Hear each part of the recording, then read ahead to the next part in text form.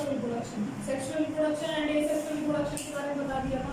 ठीक है, आज स्टार्ट करेंगे हम मोड ऑफ एसेक्सुअल रिप्रोडक्शन का। Mode of asexual reproduction. आवाज आ रही पीछे तक? Yes ma'am.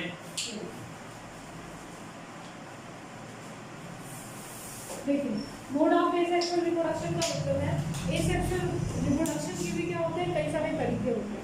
ठीक है, मतलब कि कोई भी ऐसा सिंगल पेरेंट जो अपने इंडिविजुअल को खुद से प्रोड्यूस करे, ठीक है, खुद से प्रोड्यूस करेगा, उसके भी कई सारे मोड्स होते हैं, कई तरीके होते हैं। पहला जो मोड होता है इसको कहा जाता है फिजन। पहला जो मोड होता है इसको क्या कहेंगे, फिजन। ठीक, दूसरा होता है डीजनरेशन। फर्स्ट हो गया, सेकंड होता है डीजनरेशन। थर्ड होगा budding.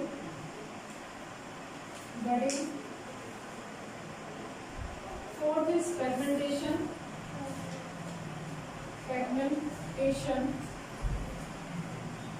And the last one is spore formation. Spore formation,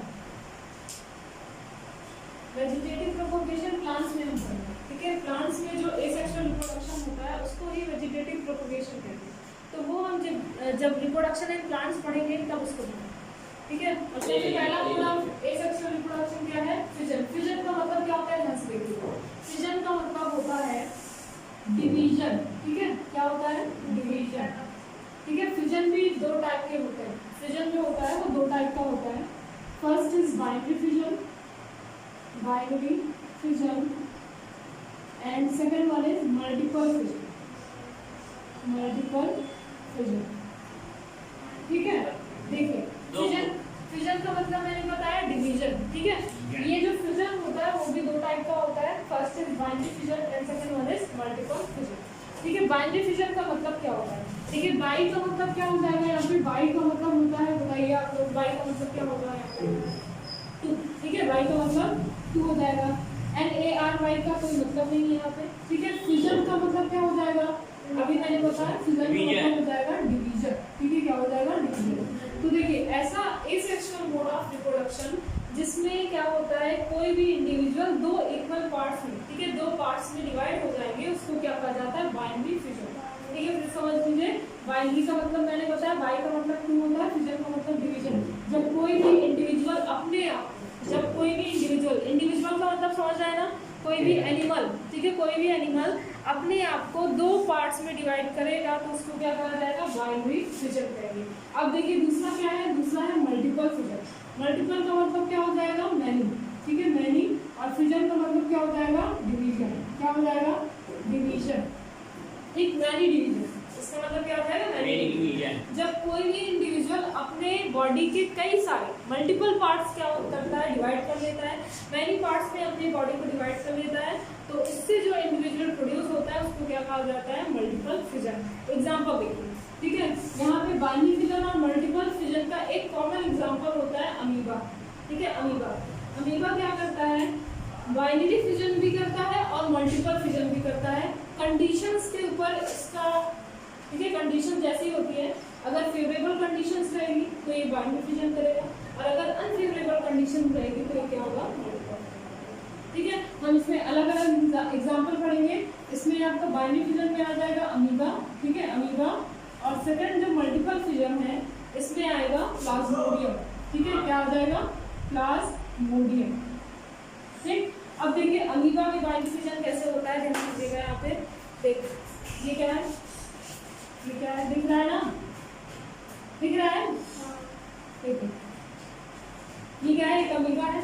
ठीक, अमीबा के अंदर देखिए बाइनरी फिजन कैसे होता है, ये पहले क्या करता है, अपने अंदर की न्यूक्लियस और साइटोप्लाज्म को डिवाइड करता है, अपने न्यूक्लियस और साइटोप्लाज्म को क्या करेगा, डिवाइड करेगा। जब ये न्यूक्लियस डिवाइड होता है, ठीक है, ध्यान दीजिएगा, जब न्यूक्लियस डिवाइड होगा तो इसको कहा जाता है कैरियोगैन। क्या कहेंगे, कैरियोगैन। और जो साइटोप्लाज्म डिवाइड होगा, इसके अंदर का सेल डिवाइड होता है तो इसको कहा जाता है साइटोकाइनेसिस।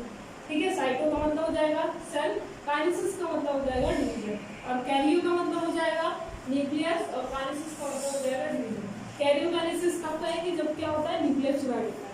तो देखिए यहाँ पे जो अमीबा होता है, जब इसको फेवरेबल कंडीशंस मिलती है तो ये अपने साइटोप्लाज्म को डिवाइड करेगा, ठीक है, थोड़ा सा कॉन्स्टेंट होगा और अपने साइटोप्लाज्म को डिवाइड करेगा।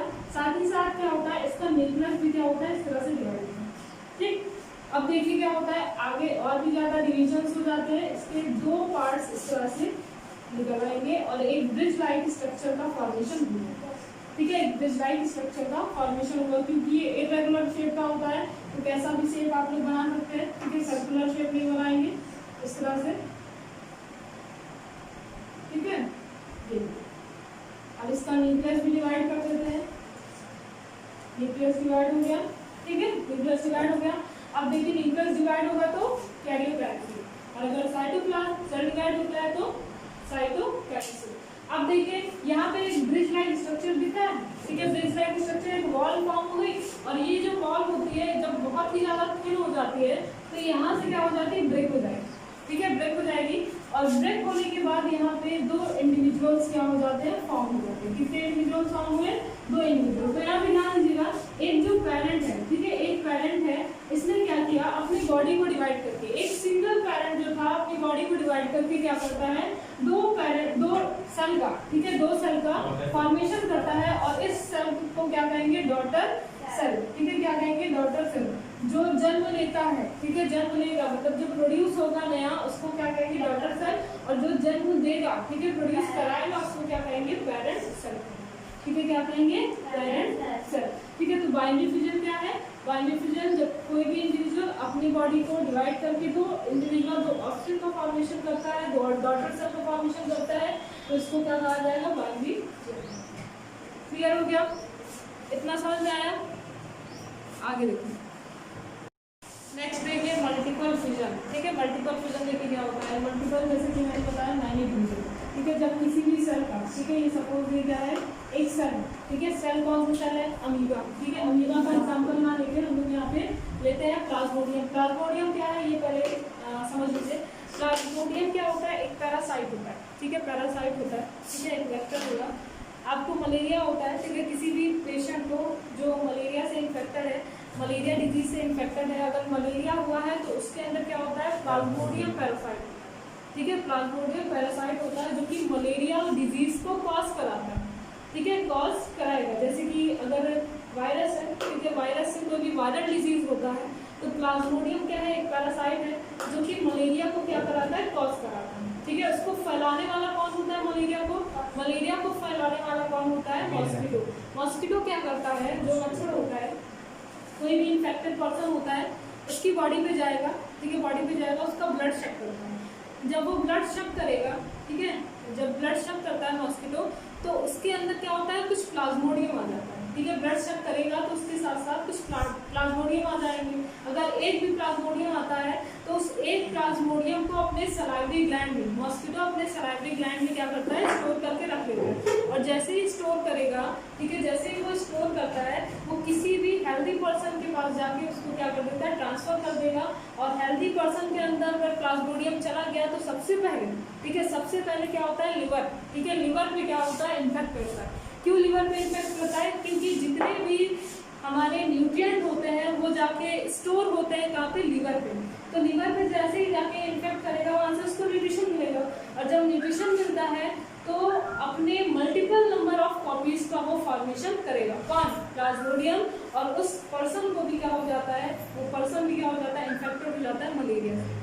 समझ में आया। तो देखिए प्लाज्मोडियम मैंने बता दिया आपको, ये क्या है, एक तरह का पैरासाइट है जो कि मलेरिया डिजीज को कॉज कराने के लिए रिस्पॉन्सिबल होता है। अब देखिए मान लीजिए क्या है, एक प्लाज्मोडियम, एक प्लाज्मोडियम क्या है, प्लाज्मोडियम, प्लाज्मोडियम, ठीक है, ये एक सेल है, सिंगल सेल है, ठीक है, सिंगल सेल है। ये मल्टीपल नंबर ऑफ कॉपीज कैसे बनाएगा, इसके अंदर जो साइटोप्लाज्म होता है ना, साइटोप्लाज्म, ठीक है, साइटोप्लाज्म को डिवाइड करेगा और डिवाइड करने के बाद, ठीक है, डिवाइड करने के बाद जब फेवरेबल कंडीशंस आ जाएगी, फेवरेबल कंडीशन जब आ जाएगी तो ये सारे जितने भी डिविजन्स है, ठीक है, जितने भी डिविजन्स है, जितने भी सेल डिवाइड हुए हैं, multiple number of different cell, ठीक है, जितने भी सेल डिवाइड हुए हैं वो बाहर आ जाएंगे और हर एक सेल क्या करेगा, एक नए प्लाज्मोडियम सेल का फॉर्मेशन कर लेता है, ठीक है। तो जब कोई भी इंडिविजुअल कई सारे मल्टीपल नंबर ऑफ कॉपीज बनाता है, मल्टीपल नंबर ऑफ ऑफस्प्रिंग को प्रोड्यूस करता है, तो उसको क्या कहा जाएगा? मल्टीपल फिजन कहा जाएगा। क्लियर हो गया ये बात? हाँ बोलो। नेक्स्ट क्या है? नेक्स्ट है बडिंग, सॉरी रीजनरेशन। ठीक है, रीजनरेशन ब्लैक मार्कर नहीं है बगल में जाओ लेके आओ।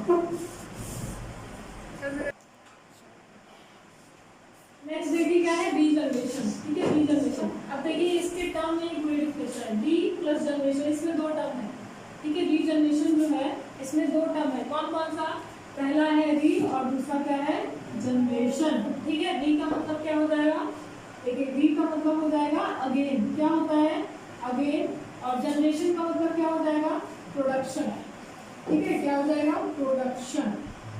आ रहा है समझ में? तो अगेन प्रोड्यूस होना, ठीक है, अगेन प्रोडक्शन होना, तो कोई भी चीज, ठीक है, अगेन जब दोबारा से प्रोड्यूस हो जाती है तो इसको क्या कहा जाता है? रीजनरेशन कहा जाता है। ठीक है, जब कोई भी चीज दोबारा से, ठीक है, प्रोड्यूस हो जाती है तो इसको क्या कहेंगे? रीजनरेशन। यहाँ पे भी किसी की डेथ नहीं होगी, ठीक है, ये क्या करेगा? फिर से दोबारा, अगर इसको एक बार हमने मार दिया है तो वो मरेगा नहीं, ठीक है, वो क्या होगा? सर्वाइव करेगा, और वो सर्वाइवल जो होता है इसका, ये फिर से अपनी बॉडी को क्या कर देता है? रीजनरेट कर देता है। तो यहाँ पे हम एग्जांपल लेते हैं प्लेनेरिया। ठीक है, प्लेनेरिया, देखिए प्लेनेरिया में रीजनरेशन होता है। देखिए प्लेनेरिया जो कि प्लैटिहेल्मिन्थेस का एनिमल है, आपने पढ़ा है 9th क्लास में, इसको क्या कहेंगे? पेरेंट। ठीक है, पेरेंट। अब देखिए ये जो प्लेनेरिया है, अगर इसके 3 पार्ट हो गए, ठीक है, ये 3 पार्ट में क्या हो गया? डिवाइड हो गया। ये टॉप पोर्शन है, ठीक है, ये मिडिल पोर्शन है, और ये क्या है? Lower portion. ठीक है, इसके 3 पार्ट हो गए। इसकी बॉडी के कितने पार्ट हो गए? 3 पार्ट। ठीक है, ये टॉप हो गया, ये बॉटम हो गया, ये लोअर हो गया। आ रहे समझे? तो देखिए यहाँ पे हर एक पार्ट क्या होता है? ठीक है, ये हर एक पार्ट क्या हो जाता है? दोबारा से प्रोड्यूस हो जाएगा, दोबारा से प्रोड्यूस हो जाएगा। देखिए यहाँ पे ये टॉप पोर्शन है, ठीक है, टॉप है, लोअर नहीं है इसका, ठीक है, लोअर पोर्शन नहीं है, तो लोअर पोर्शन क्या हो जाएगा? जनरेट हो जाएगा, दोबारा से जनरेट हो जाएगा, प्रोड्यूस हो जाएगा। और यहाँ पे देखिए मिडिल पोर्शन है, तो इसका क्या हो जाएगा? टॉप और लोअर दोनों पोर्शन क्या हो जाएगा? रीजनरेट हो जाएगा। और यहाँ पे देखिए लोअर पोर्शन तो है लेकिन अपर पोर्शन नहीं है, तो इसका अपर पोर्शन क्या हो जाएगा? रीजनरेट कर जाएगा।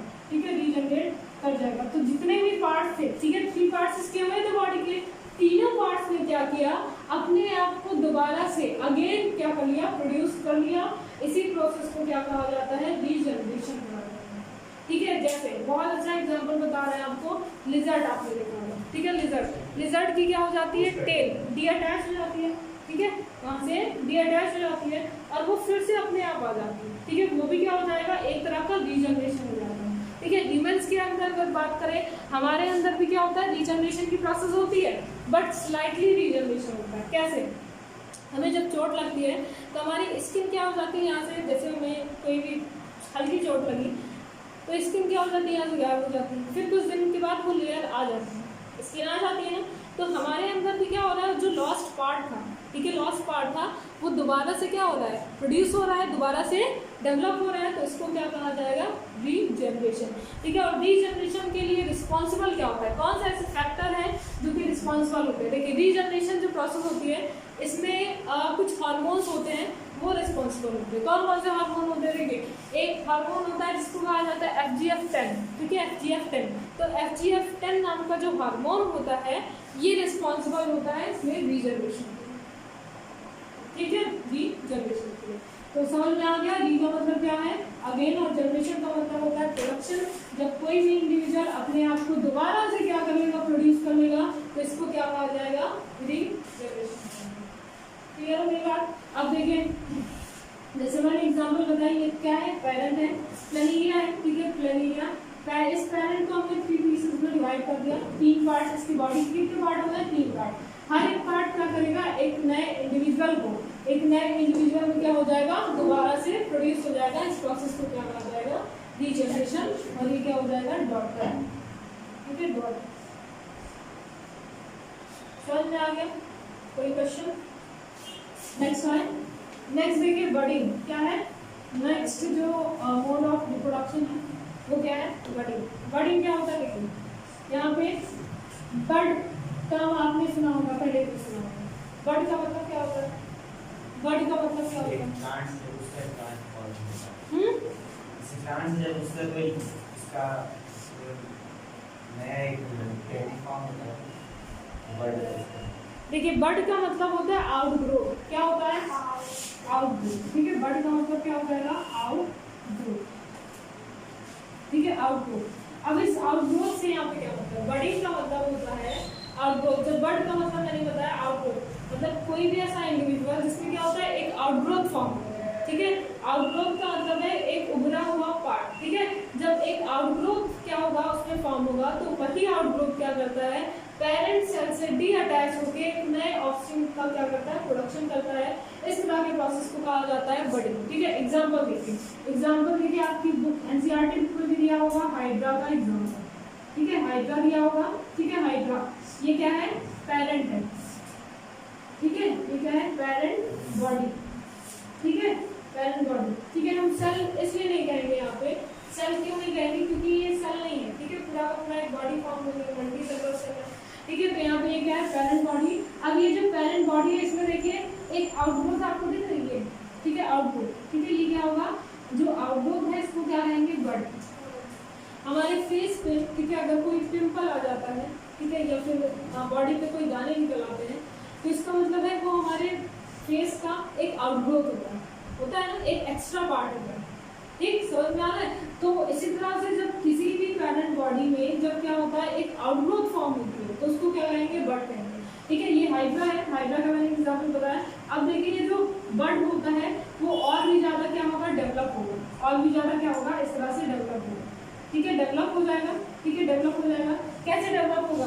अगर ये क्या है? पेरेंट है। ठीक है, क्योंकि हम ए सेक्सुअल पढ़ रहे हैं, तो ए सेक्सुअल रिप्रोडक्शन मैंने बताया था कि इसमें क्या होता है? जो जेनेटिक मटेरियल होता है, ठीक है, जेनेटिक मटेरियल होता है वो एक ही पेरेंट सेल से आता है, इसलिए जो इंडिविजुअल प्रोड्यूस होगी उसके अंदर क्या होगा? वो सेम नहीं होगा। ठीक है, सेम नहीं होगा।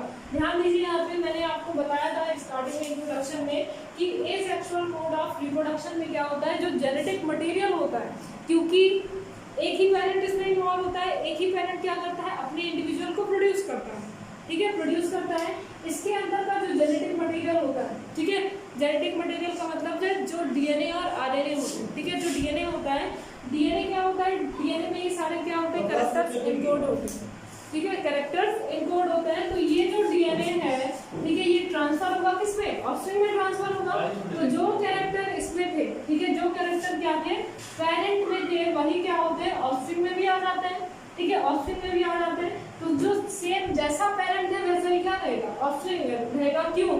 क्योंकि इसमें जो पेरेंट के अंदर जितने भी जेनेटिक मटेरियल है वो ट्रांसफर हो रहा है, किसी दूसरे से नहीं आ रहा है, सिर्फ सिंगल से आ रहा है। तो इसको कहा जाता है क्या? क्लोन। जब कोई भी इंडिविजुअल, कोई भी ऑफस्प्रिंग क्या होता है? अपने पेरेंट के जैसे होता है, हूबहू क्या होगा? पेरेंट के जैसे होगा, सारे कैरेक्टर उसमें पेरेंट के जैसे ही होते हैं, तो उसको क्या कहा जाता है? क्लोन कहते हैं। क्या कहेंगे? क्लोन कहेंगे। तो यहाँ पे भी जब अगर बडिंग की हम बात करें, क्योंकि आप एसेक्सुअल रिप्रोडक्शन पढ़ रहे हैं, तो बडिंग में भी क्या होता है? ये बड प्रोड्यूस होता है। ठीक है, बड।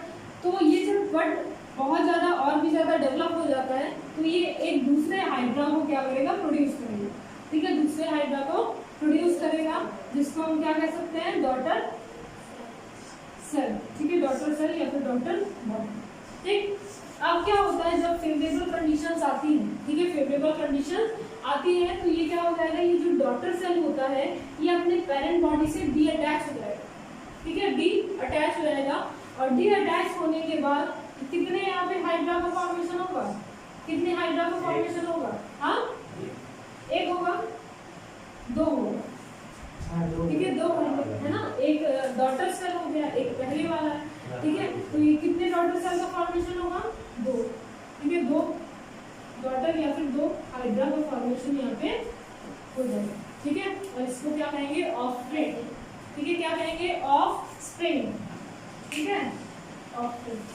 समझ में आया? तो बडिंग एक ऐसी प्रोसेस है जिसमें आउटग्रोथ, ठीक है, जो पेरेंट के अंदर जो आउटग्रोथ होता है उससे एक नए इंडिविजुअल का फॉर्मेशन हो जाता है।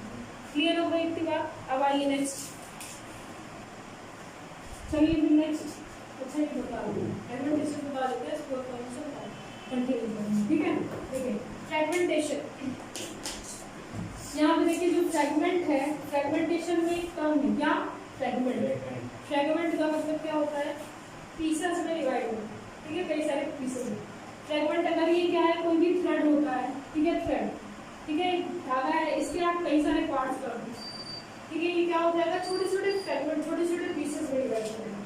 जो छोटे पीसेस हैं उसको क्या कहेंगे, फ्रेगमेंट कहेंगे। ध्यान से समझिए, और क्या कहेंगे, फ्रेगमेंट। बहुत इजी है, बस टर्म समझ लीजिए, पूरी की पूरी रिप्रोडक्शन और में आ जाएगी आपको, ठीक है। तो यहाँ पे देखिए फ्रेगमेंटेशन में टर्म है फ्रेगमेंट, ठीक है, फ्रेगमेंट। फ्रेगमेंट का मतलब होता है पीसेस, ठीक। तो ये देखिए फ्रेगमेंटेशन में क्या होता है, कोई भी पेरेंट, ठीक है, कोई भी पेरेंट क्या करता है, अपनी बॉडी को, ठीक है, पेरेंट डेथ नहीं करेगा, सर्वाइव करेगा, ठीक है, अपनी बॉडी से क्या करेगा, ऑफस्प्रिंग प्रोड्यूस करेगा, ठीक। जब कोई भी पेरेंट क्या करता है, अपनी बॉडी को फ्रेगमेंट में डिवाइड करके एक नए इंडिविजुअल का फॉर्मेशन करता है, तो उसको क्या कहा जाता है, फ्रेगमेंटेशन कहते हैं, ठीक। देखिए जैसे एक एग्जांपल यहाँ पे ले रहे हैं, स्पाइरोगायरा।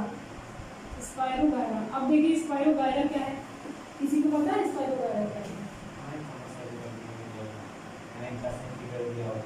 हाँ, क्या होता है, पैरासाइट होता है, नहीं, एल्गे होता है, ठीक है, काई होती है, क्या होता है भैया, एल्गे, ठीक है, काई होती है, ठीक है, स्पाइरोगायरा। और इसका स्ट्रक्चर आप देखोगे तो इस तरह से होता है, ठीक। ये इसके अंदर क्या होता है, इस तरह से स्पाइरल शेप का स्ट्रक्चर होता है, स्पाइरल शेप का, नींद आ रही, स्पाइरल शेप का स्ट्रक्चर होता है, इसलिए इसको नाम दे दिया गया स्पाइरोगायरा, ठीक है। क्या नाम दे दिया गया, स्पाइरोगायरा, इसके साथ हिंदी में लिखा है, ठीक है, स्पाइरोगायरा। तो देखिए स्पाइरोगायरा क्योंकि स्पाइरल शेप का स्ट्रक्चर होता है, इसलिए इसको स्पाइरोगायरा कहते हैं।